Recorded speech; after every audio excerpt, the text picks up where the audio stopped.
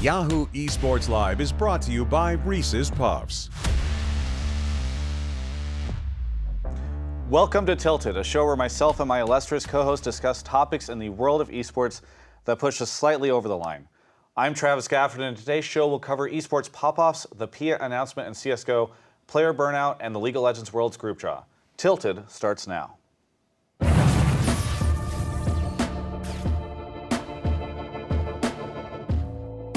Well, it is our inaugural episode of Tilted here, and I would like to introduce my co-host joining me this week. We have Taylor Cocke. How's it going, Taylor? It's doing really awesome, considering that the group stages for Worlds in League of Legends was this weekend, and it's really starting to feel really real, and I'm like kind of shaking with excitement a little bit. Yeah, I'm shaking with nervousness because I have not even purchased my tickets yet for planes. You should probably get on that. Yeah, I know. Listen, Yahoo can cover the cost of these last-minute flights, right? I think we're good? Yeah, you can expense that. Okay, good. And the person giving me consent for that expense is Dylan Walker. How's it going, Dylan? I'm your boss now. Oh, yeah, I guess that's how this works. Okay, it's going well. You know, I'm just here so I don't get fined, pretty much. Oh, wait, that's a great meme from a very long time ago that had nothing to do with esports. Actual sports. Yeah. Traditional sports. Esports might be part of Yahoo Sports, but I think we stick to esports on this show. Okay. Unless we're talking about the FGC, which is what we'll be talking about with Michael Martin. How's it going, Michael? I'm doing great. Yeah. I played an online tournament recently, and I took a round off F-Champ, so I popped off. Okay, what did that look like? I can't do it. Okay. It wouldn't be the same. Yeah, also too graphic, I'm sure, for the show. Your mannequin looks fantastic, by the way. It's great to have you not really here, but kind of here. Thank you. Yeah. So either way, for those that have not seen Tilted before, which is literally all of you, because this is the very first day we've ever done the show. The way this whole show works is it's basically our editorial roundtable. Each one of us gets a chance to talk about something that they've been thinking about in the past week. We all get to discuss it as a group. And at the end of the show, we'll actually be doing our solo IQ mini trivia where we get tested on the things that have happened this week, any kind of news that's broken.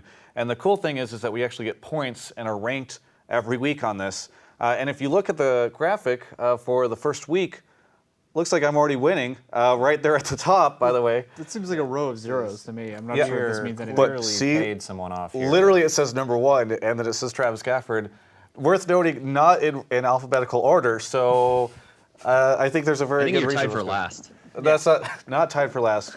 Definitely first. Thanks, though, Michael. At Either least way, tied. yeah, at least tied.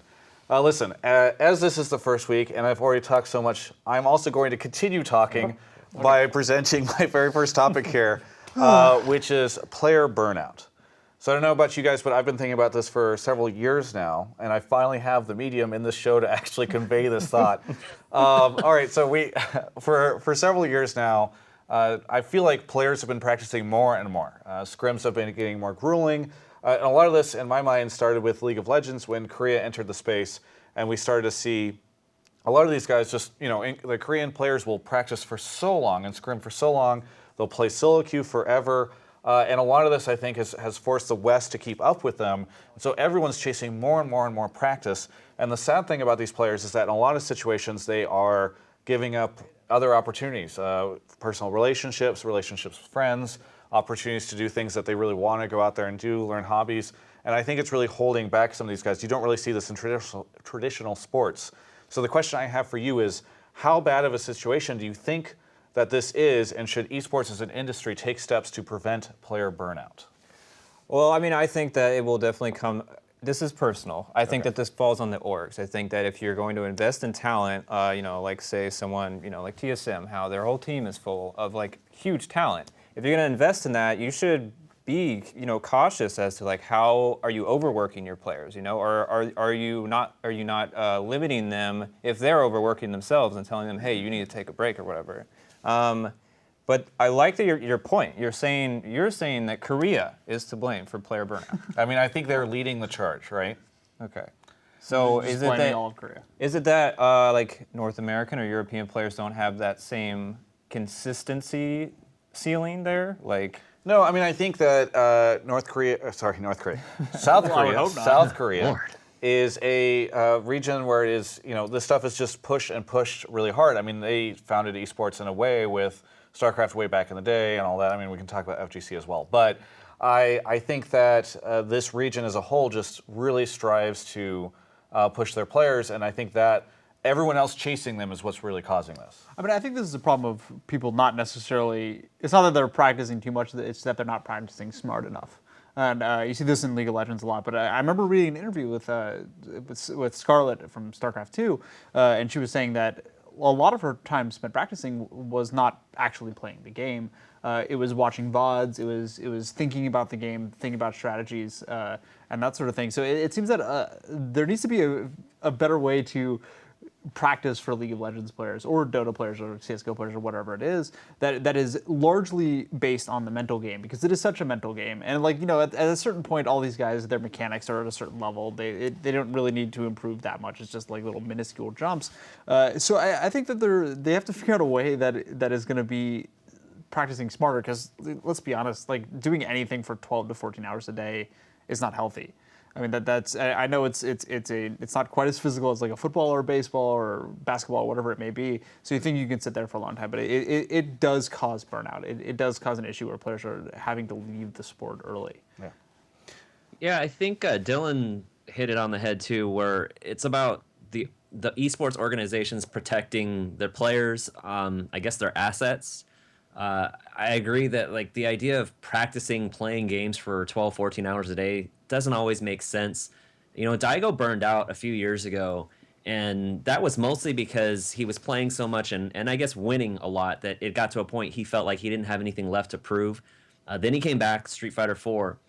But, you know, some of the things that he's talked about recently, especially in his book that was recently localized, was, you know, now he's putting all this time into training, and he's sort of looking at specific things that he needs to work on a day-to-day basis. He still puts in a lot of time because this is sort of like his full-time job. But at the same time, you know, there's a lot of players that I think are still trying to catch up to a lot of the Asian players in the West in the FGC. And I think it comes down to how you manage your time. And yeah, and I definitely think that esports organizations, the leagues also need to really kind of take into consideration how much these guys are playing on top of how much they're practicing this. The Capcom Pro Tour is like 10 months long, and that's a lot of tournaments for these guys to travel to. I mean, I think a lot of this stuff will get solved, as so many problems in the esports industry will, whenever we start to see a players' union and the rise of agents who can really represent and protect these guys from a lot of people just trying to burn them out for as much competition as they can, right? Because ultimately the whole esports industry will benefit whenever we have players that are around for a long time and have the ability to grow and continue to get popular and all that stuff. So we just have to convince the players to not practice so much themselves as well. Yeah, I mean, and that's a good point too, right? Is that sometimes people, I think, need to be protected from themselves. These guys really want to win. It needs to happen. So either way, Taylor, what do you have for us this week? Well, with the group stages that happened, or the group draw stages, the group stage draw at the League of Legends World Championships happened this weekend, and I really wanted to actually talk about the international wildcard regions. Every year they come to the League of Legends World Championships, win one, maybe two games, and some say due to their relative weakness, they shouldn't be guaranteed 2 spots at Worlds, instead require another qualifying round against major region teams. But if that is the case, they won't get as much international experience as they do now, making it even more difficult for them to improve as a region and be able to compete on League's highest stage.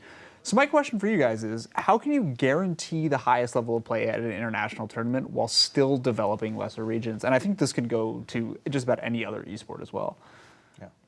Well, yeah, in fighting games, it's tough. Like the Capcom Pro Tour, I know they really, after last year with some surprises with players kind of making it out of regions that nobody really knew the players or realized that these players were that good at, say, Street Fighter 4 at that point in those regions. Now there's so many tournaments, there's different regions. They split the Pro Tour up into 4 different regions: North America, Asia, Europe, and Latin America. So that's great on paper, but now we're looking at an entire region, Latin America, that's just being dominated by all of the other players coming in from North America or Asia, maybe Europe too, and stealing their spots in these regional ranking events.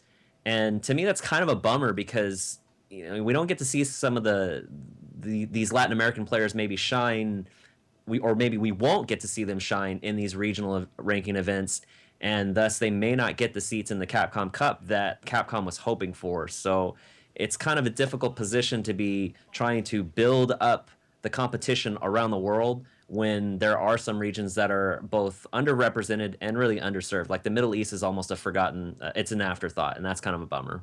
I mean, yeah, the problem here is that, whenever a lesser region goes to an international tournament, they learn a ton of how to play the game. I mean, like, this happens all the time in League of Legends, where you'll see a team from Brazil go to the World Championship, and they'll say, "Oh man, we learned this, and this. We learned all these different things from playing against these major region teams, and we're going to take them back to our region and improve it."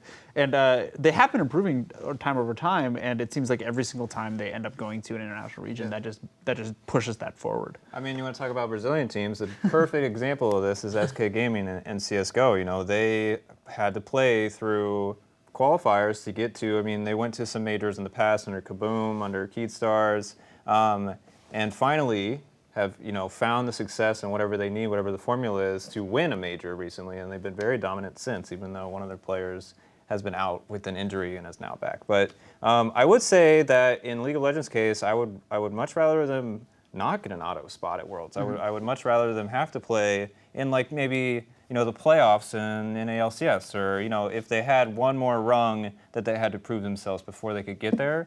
It's all the same if they can't beat the teams. So you're saying let's send them to the weakest region. Let's toss them to NA. Why not? Let's toss them. Definitely not the weakest region, by the way. Potentially the best region. We don't even know. Worlds hasn't happened yet. Well, let's not get ahead of ourselves. Either way, yeah, you're right. Let's stay on topic. So I actually think that this is a bit of a catch-22, right? Because ideally you want to let these guys flourish and not just get stomped on by other people. But I think that the best regions learn other really great things from the other good regions. Of course. And so you're kind of in this position where it's like, well, do we send them against the good regions so they can get practice and top-tier practice and try to learn some of the best stuff? Or do we let them all work it out amongst themselves and ultimately try to struggle up to the top? And I don't really know what the best answer is for something like this. I do think that it is worth noting that the international wildcard regions have improved year over year at Worlds. They won 2 games last year. Super massive, right? Yes. Yeah. And I mean, very funny. Nobody can ever forget the Kaboom thing that happened with Alliance a couple years ago. That was fantastic. But I don't know. What are your thoughts on this, Taylor? I mean, you posed the question. I mean, I think that there has to be another level of checks and balances here. There has to be another level of them. Either Riot needs to host more international tournaments with teams that aren't the best in the region, or there needs to be a point where we say, okay, these international wildcard teams, they have to play against, let's say, the 4th place team from every other major region. They might still lose, but at least they are getting the experience on that international stage. At least they're playing, Team Liquid, just as an example, of a 4th place team. But yeah, I think they really, really need to figure out a way to get these international or these wildcard teams more experience playing against North American, Korean, Chinese, European teams. Yeah, I mean, I think we'll have to sort of see what the solutions are there. I don't know if I've heard this or if it was just a theory or a rumor that potentially they'll be playing at IEM in the future with League of Legends. I have heard a rumor. That would be kind of perfect. Trying to remember that's the exact kind of thing we would like to see. So hopefully we'll see something like that happen. That would be, I think, a really good thing. I desperately want to hear what Dylan and Michael Martin have to say this week, but I also desperately need to go to a break, and thus I am throwing now to that. We'll be back right after this message.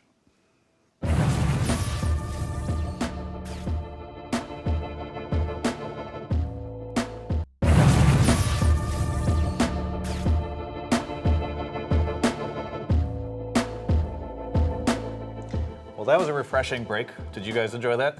Yeah, I watched all of it. I had a sip of water. Well, yeah, I that managed is to get exciting. a couple games in on Street Fighter. Oh, a couple games. I mean, Street Fighter is a very quick game, so I can believe that.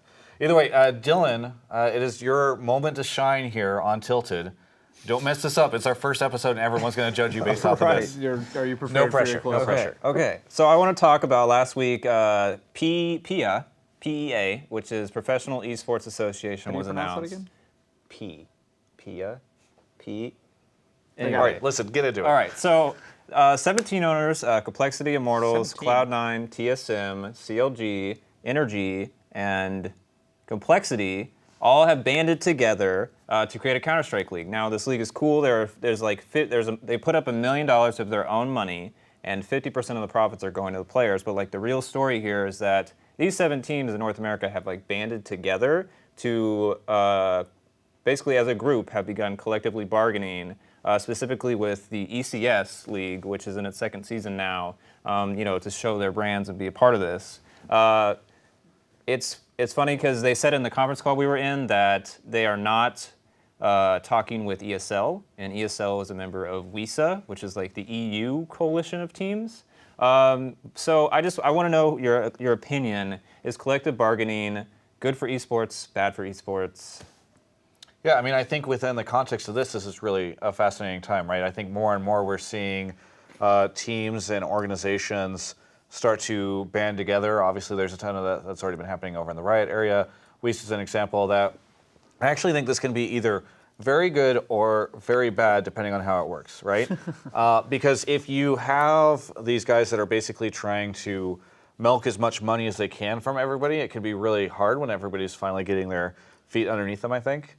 On the other hand, this is the type of thing that can help, I believe, bring a lot of stability to the scene.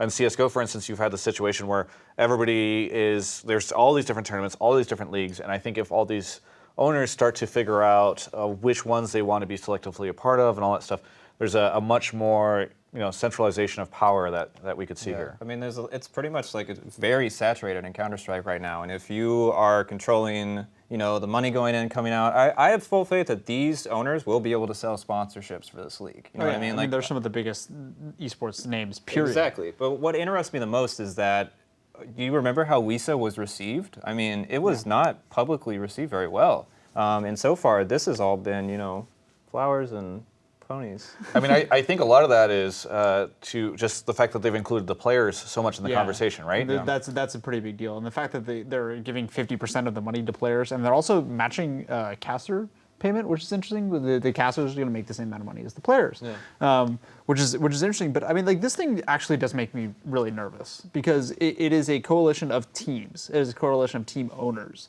It is not a coalition of players. This isn't a player union that we're talking about right now. This is a group of team owners and a group of organizations that are collectively bargaining to essentially figure out the payments to the teams. And they say they're going to give 50% to players. That's great. Whatever. We don't know what that money is exactly. We just know the percentage. But I'm really still waiting for the player union and the players to start collectively bargaining against with the team owners and with the third-party tournament organizers and that sort of thing. And because that's the way that it works in traditional sports. In traditional sports, the players have a union. The team owners are their own different thing. And for me, I'm always more concerned about the players than the teams themselves. Obviously, this is growing pains kind of stuff, so eventually that is going to figure itself out, at least I hope. But this is going to be a situation where I'm going to keep a really heavy eye on how the team owners are handling this and how they're treating the players in the long run. Yeah, I can't believe I'm going to say this, but I agree with Travis in that it's a good and bad thing, I think, for esports. Taylor's right. Like in traditional sports, it's the idea of you have players that are collectively bargaining against the owners. And we've seen time and time again in sports, traditional sports, where there have been strikes or work stoppages because they can't come to an agreement. And I think it's great that the players are going to get 50% of whatever the money is. But, back to that point of like player burnout or practice time or, all these other variables in esports and organizations protecting their players, are the owners going to have their players' best interests in mind over the owners' best interests? Because, the owners want to make money. At the end of the day, I think their priority is to make money so that they can continue to do this, maybe so they can continue to pay the players. But my biggest concern is how the owners will, I guess, bargain for the players, because to me, that kind of just doesn't make sense in a lot of ways. Yeah. So I'd like to see how that shakes out. It definitely feels like, kind of scary. It's like, maybe the players will actually miss out on something because the owners couldn't come to an agreement with whoever they're trying to bargain with. Sure. But I also would agree that, a player union is kind of what needs to happen next with the teams within the PEA collective here. And unfortunately, we don't have anyone on the panel that took the side of the poor, defenseless tournament organizers and leagues. Those poor guys have no representation here on the conversation. They got the broadcast rights. They got all the money. Yeah. Hey, well, well, a lot of people I think would maybe even disagree. We'll see. Either way, that brings us to Michael Martin. What news from the FGC do you have for us this week? You know, one of the great things about esports in general is winning, celebrating the wins, right? But in the FGC, maybe in particular, we like to pop off, which sometimes is sort of a celebration that maybe kind of goes over the line, whatever the line may be to each individual. So sometimes players may take it to another level with their celebrations. Someone like Li Joe actually celebrates a win, and he kind of works the crowd, and he does it in a way that's respectful. And I'm not calling anyone in particular out for being disrespectful, but at the same time, the way I kind of see it is these players may pop off and celebrate these wins that, in the grand scheme of things, like is this the most important thing? As an example, Ray beating Daigo at East Coast Throwdown, shook his hand, but he just popped off like crazy. Good for Ray. Got third place at that tournament. Daigo lost to John Choi in pools at EVO 2014, and the crowd kind of went nuts. So is it that big a deal? I don't know. What do you guys think about pop-offs? Do you have a favorite pop-off? Does this happen in your guys' esports? I mean, personally, I love a pop-off. I think it's one of the best things about esports, and the best things about just about any competition. Just because that is purely and simply because I completely love a good esports villain. I love a really hated, like in a really fun way, esports guy, just because I don't think there's enough of those around. In the FGC, obviously there's a significant chunk of these, but like I really wish that trash talk was still a thing in a lot of major esports, and I really like really heavy trash talk.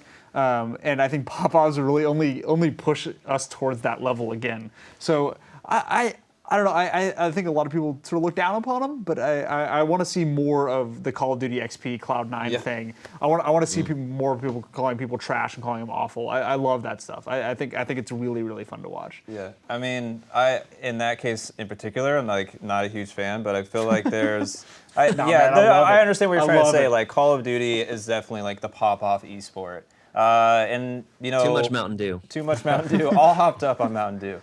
I feel like in other games like Heroes of the Storm, people will just like get so mad and start like all these Reddit threads like, oh my gosh, they shouldn't have yelled at each other. They should have gone and shook hands, and eaten pizza together afterwards. Nah, let them play, man. Yeah, but I mean, I think that if you upset somebody in a tournament, you're allowed to, just be like crazy for a minute. It's a lot of emotion. You work really hard for that, especially if it's like this, you're getting knocked out by the same people every time. When you make that next step, it's a really big deal. But if you celebrate prematurely, if you pop off prematurely and can't make it to the grand finals to finish it all, then you should be embarrassed. I actually really like it when pop-offs happen because I feel like they sort of share the feeling of a lot of the fans. And there's very different types of pop-offs. Sure. I would like to categorize all of them now on a chart that I have prepared. No, I'm just kidding. But I think that the ones that feel really cool for me are the moments when the player is super excited and positive about his triumph rather than like in a dominating force over the other person, right? Yeah. Whenever he's sitting there yelling at the person or anything like that, that feels weird. Whenever So you don't like the bullies. Right, yeah, exactly. I mean, to Taylor's point, it's kind of nice to have villains, and maybe that's a good thing that happens and that I don't like it. But for me, I think it is really nice whenever you see somebody who's just like enthralled in that moment of excitement where they've won, right? Like Hungry Box does this a lot. You see it a lot in FGC. You see, I don't know if you can call it a pop-off, but in League of Legends, whenever the team gets up they all jump around together and they're in a circle. That all feels that's so more good. of a celebration. That's more of like, hey, we won, and then that's great. I'm not taking anything away. He's talking about the bully pop-off. Okay. That's what he's talking about. I mean, one of the all-time great League of Legends pop-offs is Dyrus 2014 NALCS Summer when he runs over to the statue and picks it up with one hand. That's a classic pop-off. Yeah. That's great. But but I will point this. I will point this out. One of the all-time most beloved esports people, period, is Dendi. And if you watch the play, the Dota 2 just called The Play, he has a spectacular pop-off. Just screaming across the stage at the other team, and it's absolutely incredible. That is the biggest stage you could play in Dota, so and yet I can imagine how good it would feel. Also, what he executed there was, that's why we still talk about that. Yeah. Well, either way, I will say this: in college, I drank a lot of Popov, and now I drink a lot better vodka. So I think that's it. And now that we have that all sorted, by the way, I think it's time we play a fun game that I enjoy called Solo IQ.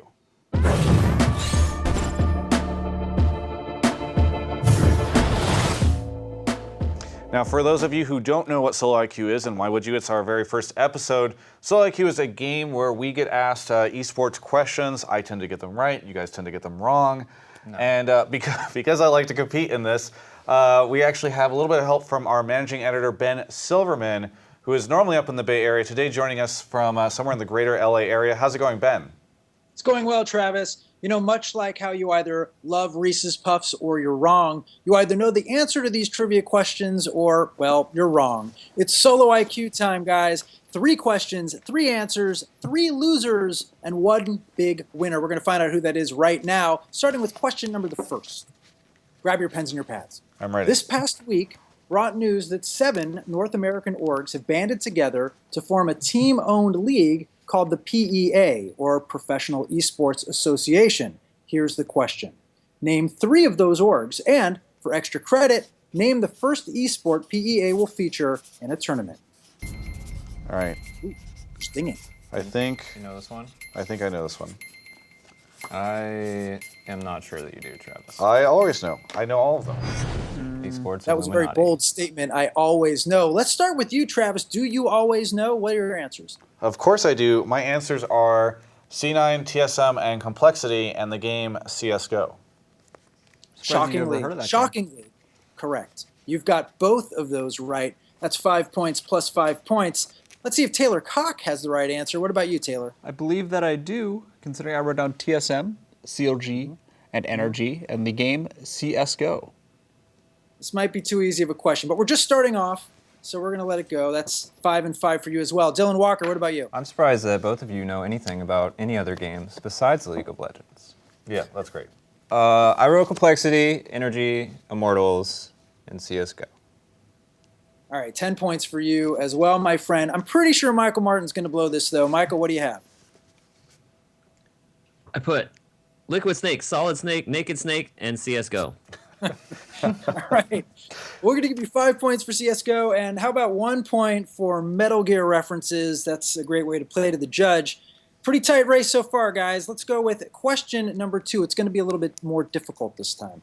Now, you're all pretty awesome at Overwatch, but it turns out you're just a bunch of dirty casuals compared to French player Tazerk, who recently claimed to become the first player in the world to reach what totally insane player level?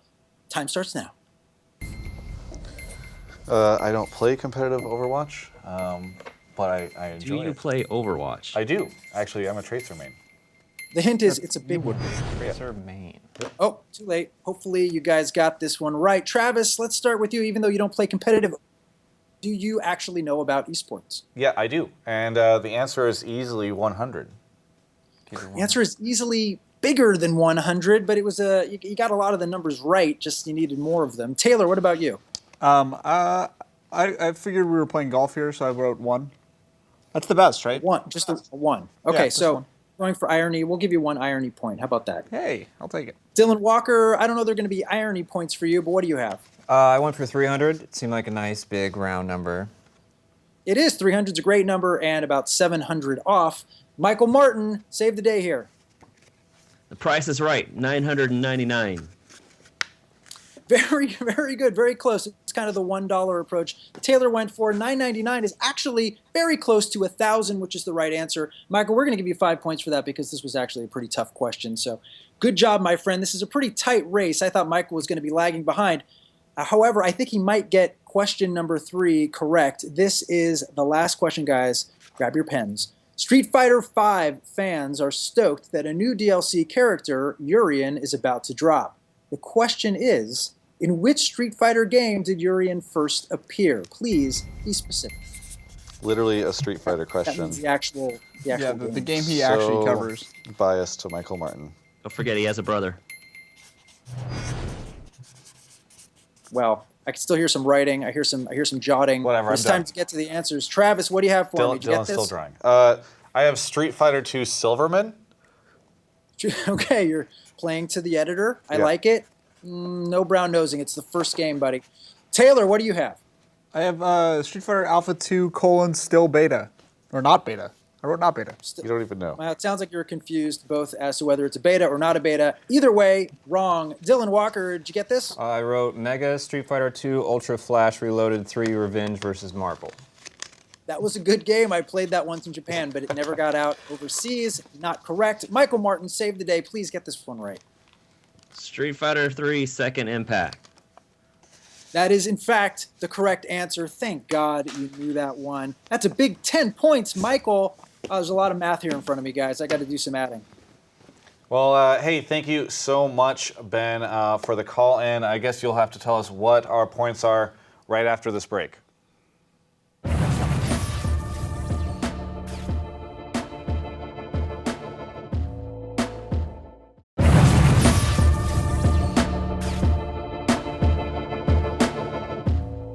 Now we are back, and before the break, we played Solo IQ, answered some esports questions, got some points, and I hope, and I know he's bad at math, that Ben Silverman has finished adding up all the points so we can find out where we stand. Well, unlike you, Travis, the numbers do not lie. You got 10 points, my friend. That's not enough this week, although it does tie you with Dylan Walker for last place with 10 points. Taylor, however, edged both of you out with 11, but the big winner this week is Michael, the mannequin Martin, 21 points. Congratulations, Michael. Thanks. I guess that means I get to keep working while the rest of you are fired, right, Travis? I don't think that's how that works at all. Listen, I'm just impressed that I got 21 points this week. That is incredible. I didn't think I could win the whole thing, but I'm glad I did.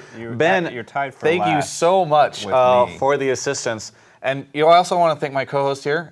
Did you guys enjoy the first show? Absolutely not. Okay, well, hopefully other people did. Hopefully the fans at home enjoyed it. Thank you guys so much for watching our premiere episode of Yahoo Esports Live with Late Night League and Tilted.